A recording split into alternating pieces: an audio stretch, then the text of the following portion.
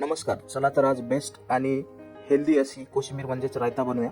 त्यासाठी लागणारे साहित्य: कोथिंबीर, काकडी, पत्ताकोबी, काही कांदे, त्याचबरोबर टोमॅटो आणि हिरवी मिरची. हे सगळे भाजीपाला व्यवस्थित बारीक एकत्रितपणे एका प्रमाणामध्ये सगळे व्यवस्थित कापून घ्यायचे.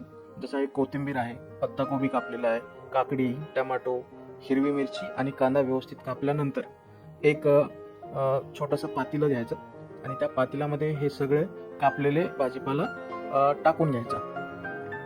भाजीपाला टाकल्यानंतर यामध्ये आपल्याला मेन म्हणजे दही असं मिक्स करायचं आहे. तर थोडंसं दही पण यामध्ये टाकायचं आणि दही टाकल्याच्या नंतर आपल्याला चवीनुसार त्यामध्ये मीठ पण घालायचं.